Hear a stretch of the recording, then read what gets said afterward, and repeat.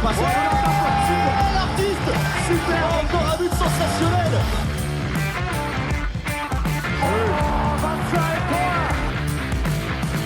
That's a brilliant bit of follow-up play by Mahe.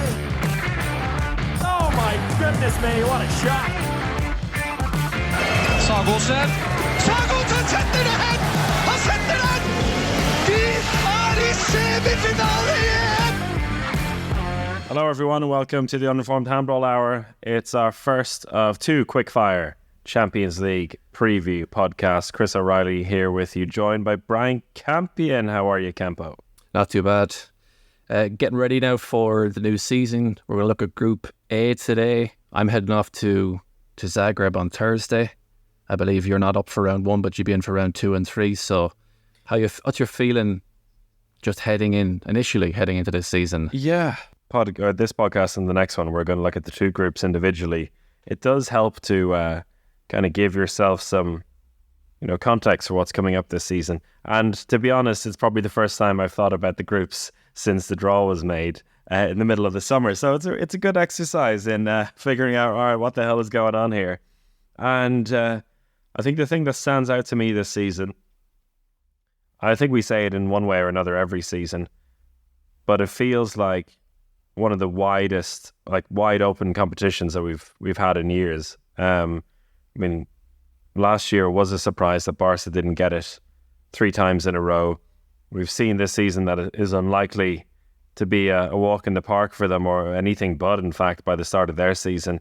We'll talk more about that, I'm sure, in the Group B chat in the next pod. But it really does feel like there's proper 6, maybe 7 teams that can get to the Final Four, which is maybe even 8. That's how the competition works. 8 teams go to the quarterfinals and 4 of them go to the Final Four. So it's really wide open for me, and exciting to talk about the groups themselves and how they seem to break down. How about you? Yeah, it is. I've been looking mostly at obviously Group A in preparation for this, and it's interesting. A lot of stuff I want to get into, but the way we're going to break this down today, we kind of have organized a few categories on the way into this. So we're going to try and answer a few questions. Who we think the group winner is going to be, the outright group winner? Who do we reckon is going to be the lock for the bottom spot of Group A? Do we have any surprise performers? Best signing of the group, so Group A. So which team picked up the best player in the run into or in the pre-season? The crunch match of the round. One big if question from Group A heading into the first matches. What do you think the biggest if question would be? How the groups compare, A and B, which is stronger, and then we'll finally have the finishing order, how we think the group is going to finish. Well, there's one more category we're going to throw in there, which, the weirdest signing. I guess we can do that one after the best signing. Weirdest signing, yes. But exactly. To go through the teams quickly in Group A, it's Aalborg, Paris Saint-Germain, Kiel, Kolstad, Szeged, Kielce, Pelister, and Zagreb. So the group winner then. This, to me, feels like a 2-horse race. What is your impression? Yeah, I had it down to between Kielce and PSG. Just because of Kiel's start to the Bundesliga season has maybe affected my judgment on this. Obviously, they've lost 2 of their opening Bundesliga matches. So kind of in my mind, I know it's early days yet, but I feel like it's Kielce and PSG, and I would probably then put Kielce at the top of that. We'll talk about this a bit later, but I am a little bit surprised about the lack of movement maybe in Kielce's signings. There seems to be, I know Bertus, the president, has left, but the squad itself has remained, in terms of the starting team, has pretty much remained unchanged. Did that surprise you? Given that they've come second twice and it's kind of like third time's the charm. Do you think maybe they could have freshened up a bit? That's the thing, the way they approached it a couple of years ago by signing a bunch of players not just for the last season, but for the next season and the season after that. So they had pretty much confirmed all the signings and extended all the contracts until 2027. So, it doesn't really surprise me that in the end the team hasn't changed that much. I think they had no more wiggle room, no more financial kind of money to play with. Had no more money to play with going into it. So, yeah, I think if anything, it could be good for them that they've kind of consolidated the team a little bit more. Hopefully there's no more shakiness on the economic side. They did lose Remeli midway through the season last season. It didn't really affect them that negatively in the end. I think the key thing with the squad is that if everyone stays healthy, then they'll still have like a really nice squad. And the big signing for them, another player who was announced ages ago, was Hassan Kada. So the big ass Egyptian left back, another man stretching beyond 2 meters tall.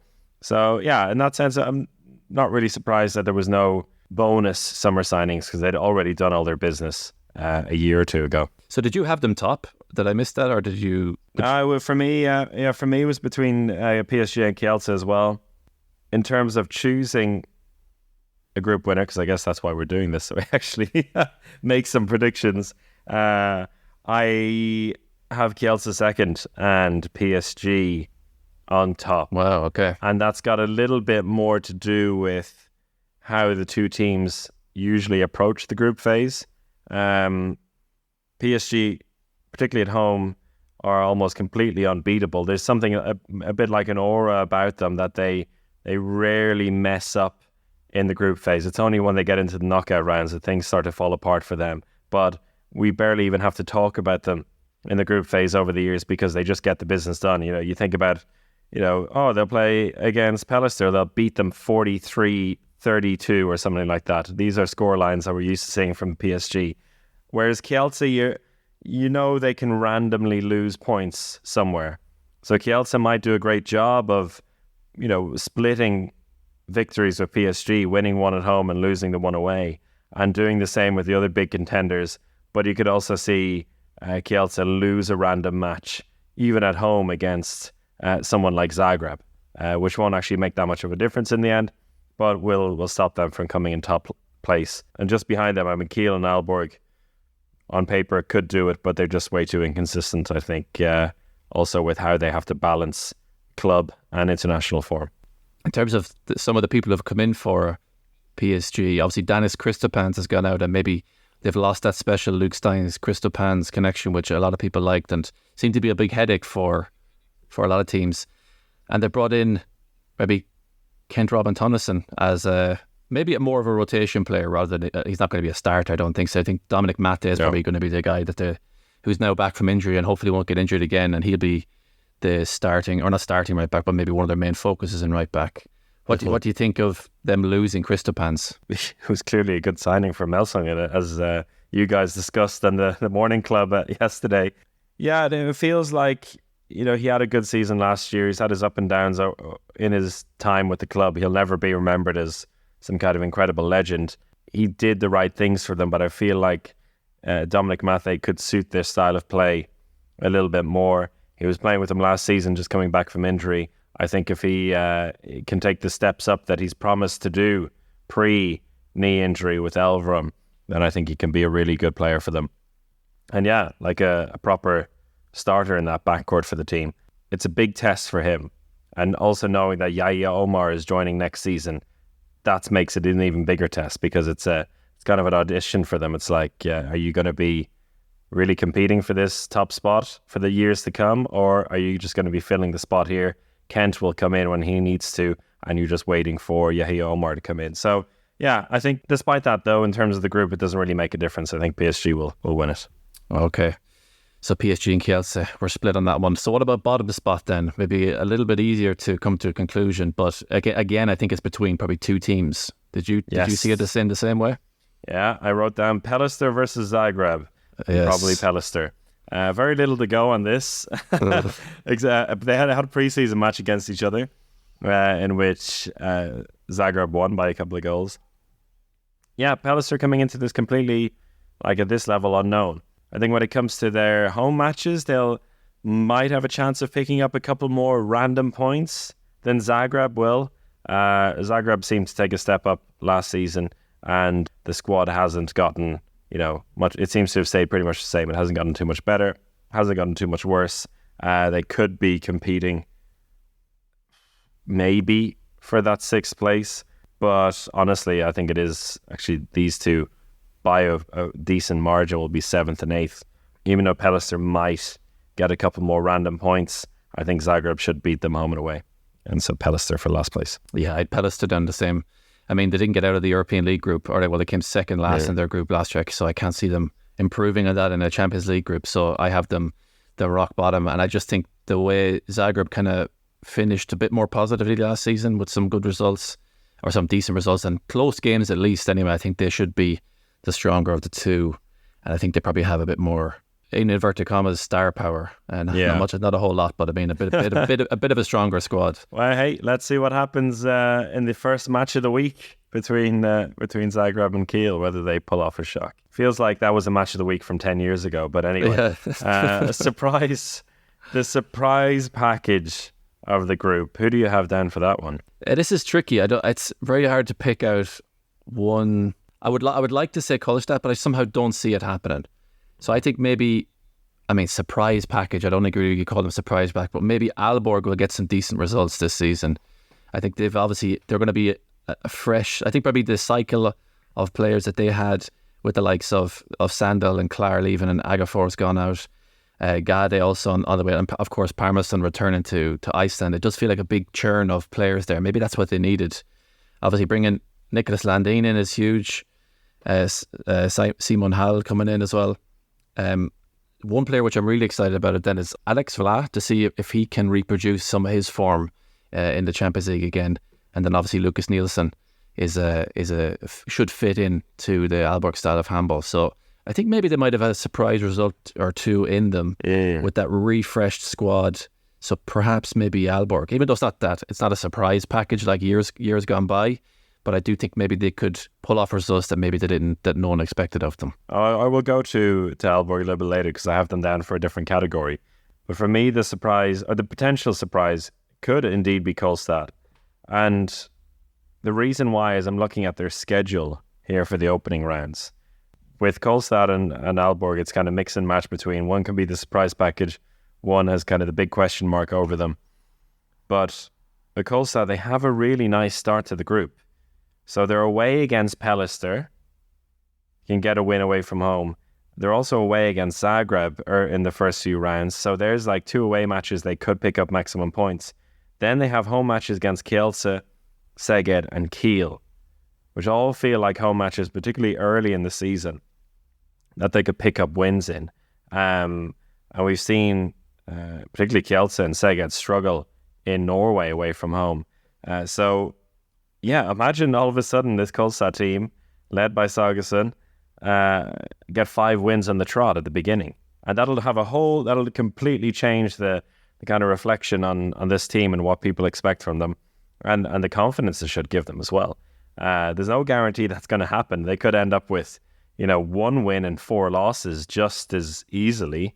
But 3 home games against the mid-table and big dogs, and then 2 away matches against the weakest teams, that could be a golden start for them.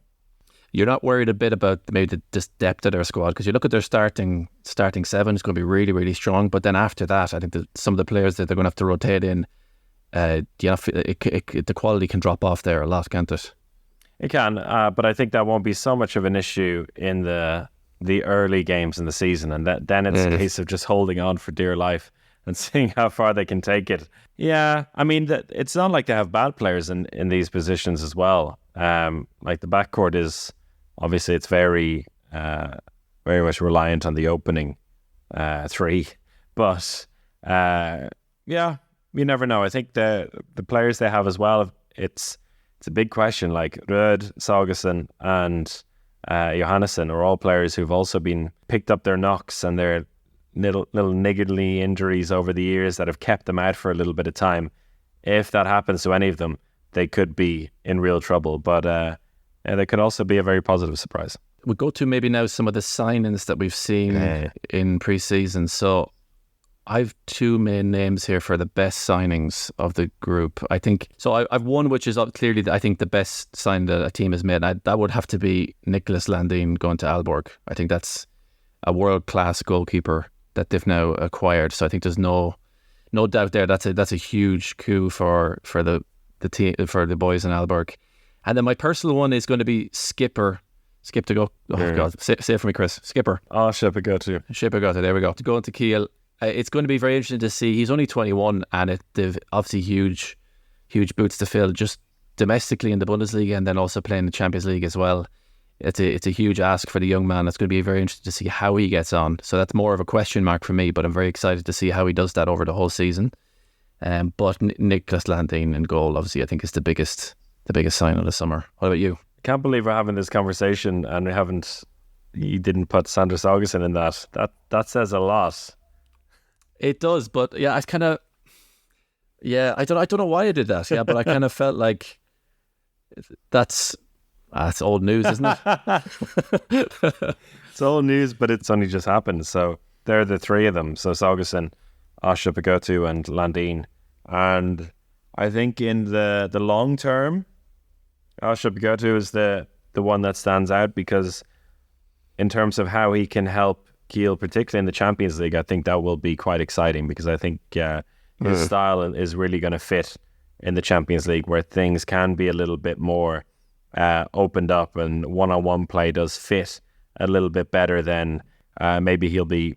I mean, Saugusson feels like he was the big signing at the time, and if we were going back and talking about it when it happened, we were going to say, okay, what's the big signing of the summer?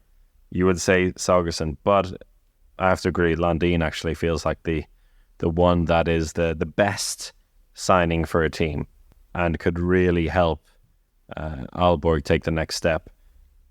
Funny that all three are connected to Kiel, two of them leaving Kiel, one of them arriving in Kiel. Next category then would be the weirdest signing. Okay, I'll let you said you had a name for this one, so I'll let you go first with this. Well, it's funny because it's a name that, I'll be honest with you all, I feel like when I learn the name of a player to commentate on, it somehow gets stuck in my head, at least phonetically, and then I can just go back to it again. This guy has never stuck in my head. It's signing from Georgi to Eurofarm Pellister. It's Nench Seta. Do you know who I'm talking about? Yes, I do. The Slovenian right back, who, honestly, Brian, feels a little bit like an NPC, a non-playing character in a video game, because every single time I see him in a squad, he doesn't play. He's just like, he's just a graphic. He's moved to Eurofarm Pellister from not play. Like, imagine being the guy who's number 2 in Georgi to Emil Madsen, who ended up being the top scorer, and just waiting patiently on the bench all season. So maybe this will be it for him. 31 years of age, in the prime of life, and going to Pellister where he's nothing to lose. Maybe we will all learn how to say his name properly in a few weeks' time.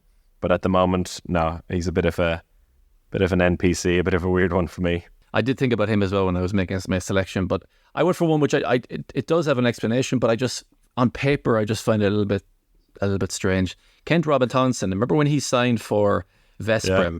I remember the hype around him coming in, and people were like, "Oh, what a package!" I remember I think they announced it was 2 or 3 signings on the same day, and people were like, "Oh my god, my goodness, what a package!" And then he's moved on to Szeged. He'd get you about 40 odd goals in a season, 30 to 40 goals, but that's pretty much it. So he's never going to be your top scorer in your game. He'll get you maybe 1 to 2 goals a game, solid enough, I suppose. Comes in and kind of maybe a bit predictable, but he's then somehow made a bigger move over to PSG. And I understand it on paper where they're waiting for Yaya Omar to come in, but still, just a strange. I never envisioned him making that being his path to PSG.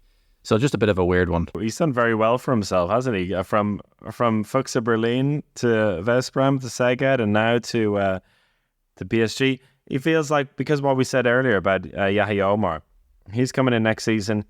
I think PSG, when they were making this decision, they're like, okay, who can we get in to just fill the gap for a year? And he is their man. It's like, as you said, he'll get you some goals. He'll get some 2-minute suspensions. He'll do some weird things, but generally he's a good player. And yeah, just like fill the gap. Yeah, I mean, more weird as I didn't see it coming. more than that, but I do understand it. You said it's a nice gap fill in there for PSG. Yeah, speaking of gap fillers for PSG, where's Pedro Nadic gone? I think we don't know yet. He still hasn't. He still hasn't. Has he technically left PSG?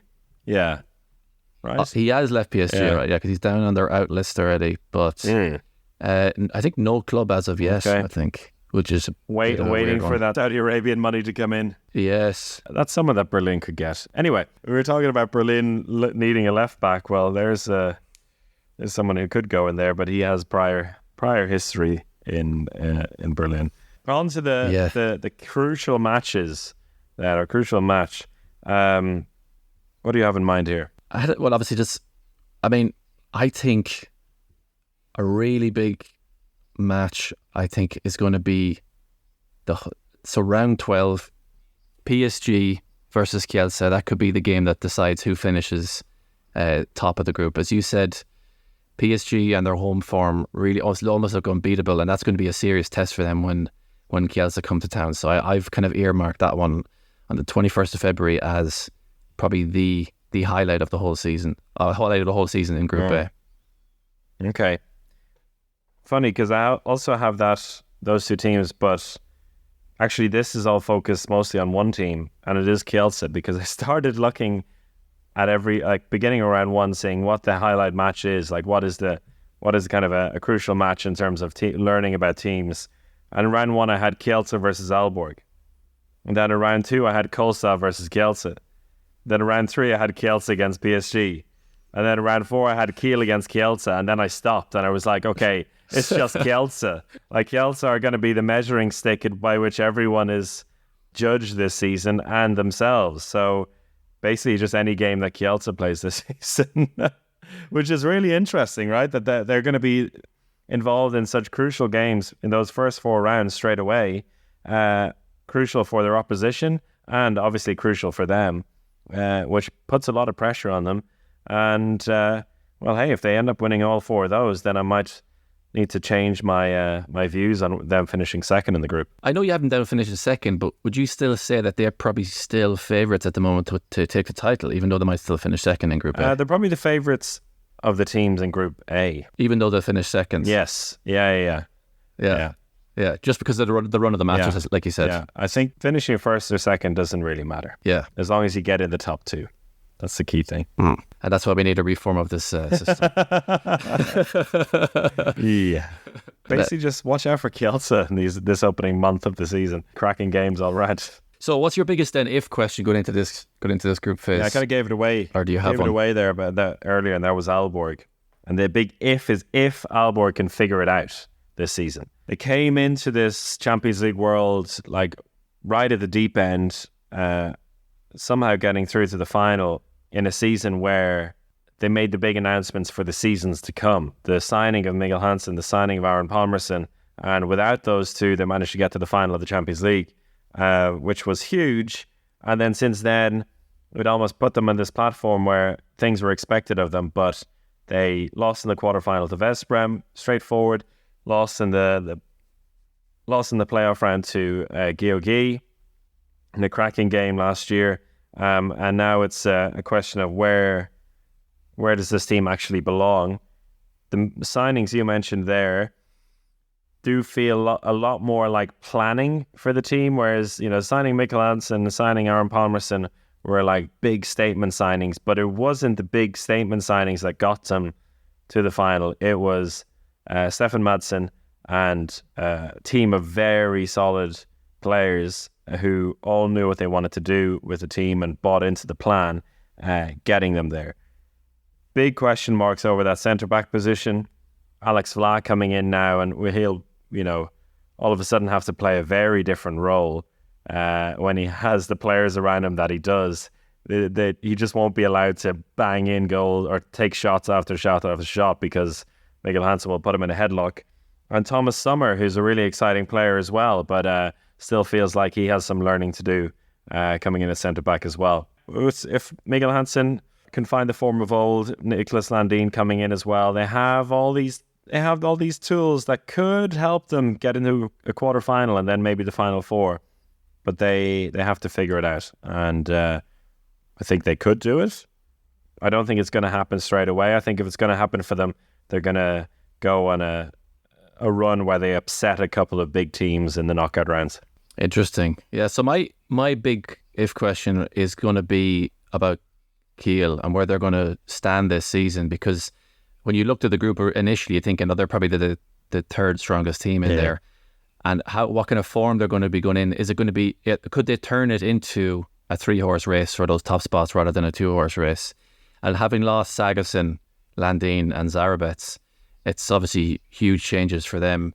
Brought in Gerard, who's now injured, a bit of a disaster there. Brought in Gerbindo as well, who's going to be interesting to see how he's going to cope. I mean, we've seen Gerbindo in for years for not like tearing it up, but is he the same player that he used to be? And then obviously Skipper coming in, huge boots to fill, only a young lad, how that's going to play out. So I'm very interested to see, is their domestic form, they've obviously lost to Flensburg and Melsungen, good teams as well, but not Kiel, obviously don't lose a lot of games in the Bundesliga and have lost 2 already of the 4 that they've played. Is this form going to continue in the Champions League? And then we're going to see it obviously play out this Thursday, and what kind of shape are Kiel going to be in going into their opening match against Zagreb. So a lot of ifs there for me about, are they really in that third position, or maybe is a team like Aalborg going to overtake them? So that's a very interesting question for me heading into the season.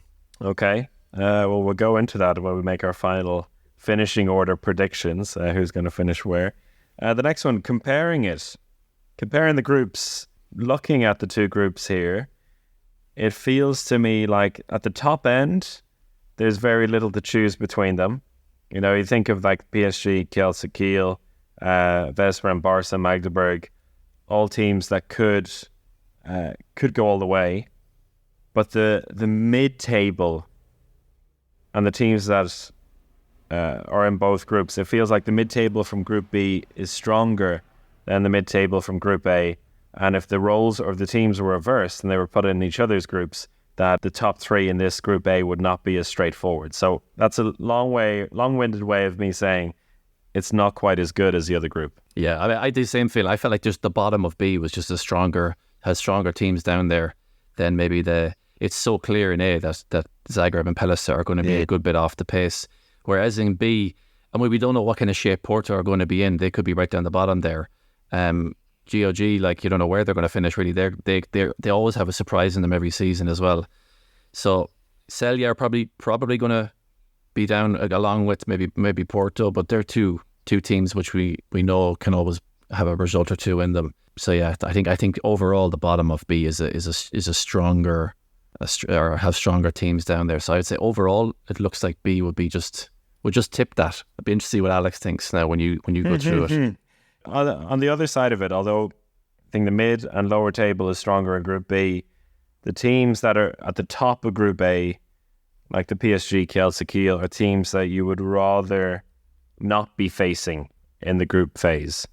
I think Veszprém and Magdeburg, they could be a little bit hit and miss. Barca, you just know you're going to lose to anyway. So, it doesn't, no hope, no disappointment, at least with PSG, Kielce and Kiel, there's always that hope, which probably ultimately leads to disappointment if you're the likes of Celje or Zagreb or Pellicer. But we haven't talked about, of all the teams, we have talked about everyone except for Szeged in this, and I guess we'll save that for the finishing order. I think that says a lot. I think it does. Yeah, I did think. Yeah, it's because exactly where I've put them in the finishing order. It's kind of like this unremarkable position. So okay, I'll give you my order then. So I'll start from the bottom. So I have Pellicer obviously bottom. We've talked about that already, and then I have Zagreb. I think that's fairly clear. We've gone over that. This is where it gets a little bit tricky. So you said that Kolstad could have that really quick start. I just have a feeling that games could get very difficult for them when it gets into after the 40-minute mark and teams are hanging in there and they don't really have certain types of players to bring on to change the game. So I actually have Kolstad in 6th, would you believe it? And then we haven't talked about Szeged a whole lot. They brought in this coach that no one knows who they are. They're basically waiting for Appelgren to come in next season. So that's a bit of a stopgap for them as well in terms of on the bench. I have them finishing right in the middle there in 5th because I think they do obviously still have a very strong squad who now with Pastor gone, maybe there's pressure off their shoulders. Who knows? Their new arena isn't that new anymore. They can forget about feeling that pressure as well. So maybe they'll have one or two good results in them. And then I have Aalborg and Kiel. So Aalborg and Fort, Kiel, PSG and Kielce. That's my finishing order. Okay. I thought you were going to go for Aalborg in third there. I thought you were going to throw another spanner in the works. But I think it's going to be close. It's going to be very, very close between Kiel and Aalborg is my gut feeling. I have a couple of things that I disagree. PSG Kielce, we know because we said it at the top of the show. I had PSG over Kielce. But starting at the bottom then, Pellister in 8th place I have as well. Zagreb in 7th place. Then I do have Szeged in 6th with Kolstad just ahead of them. But I feel like it's going to be a group of 3 in the middle there. So where we have Zagreb and Pellister way back. That mid-table of Aalborg, Kolstad and Szeged I feel are going to be very close. Yeah. If Kolstad have that great start that they could have, that'll just kind of pip them ahead of Szeged, but it won't be enough to get beyond Aalborg. So I have Szeged 6th, Kolstad 5th, Aalborg 4th, Kiel 3rd, Kielce 2nd, and PSG in 1st. That 4th, 5th, 6th position, you could swap all those teams around in there, and I don't think anyone really knows what's going to happen there. It really they feel very, very interchangeable. So it's going to be an absolute slog in those teams in there. That's why I put the Kiel thing was always very interesting to me. So where they're going to stand, are they going to be dragged into that, into the 4th, 5th, and 6th battle, or are they kind of are going to have enough then to maybe to try and push and compete against Kielce and PSG? So it's a very interesting spot, that one. They're kind of stuck between those two groups. Yeah, and it feels very important as well, like the battle for those positions. So even if it is a bit of a formality that Zagreb and Pellister are bottom and are going to be knocked out, the top 6 positions, even though all 6 teams are going to go through, are very important when you look at the teams that they could face in Group B and kind of shimmying for position to avoid teams like Kiel, for example, will have no interest in finishing 3rd and potentially facing a team like Georgi or Płock. And on the same side, Kolstad and Szeged won't want to finish 6th and then have to face someone like Magdeburg or Barcelona. It's just like a death sentence. So, really important games all through the season, even if it is likely that the 6 teams we mentioned are all going to go through. For me, I think we've covered a lot of ground there now, and I can't wait to see now. Can Zagreb shock us all on the opening day? It wouldn't be the strangest things to happen. So, I'm looking forward to seeing what kind of shape they're in, and also see Kiel on Thursday. You can follow me live on Instagram stories. Yes, you can. So that was Group A wrapped up, and we'll be back again very shortly, in fact, with our second preview pod, where we look at Group B before it all throws off on Wednesday. Goodbye.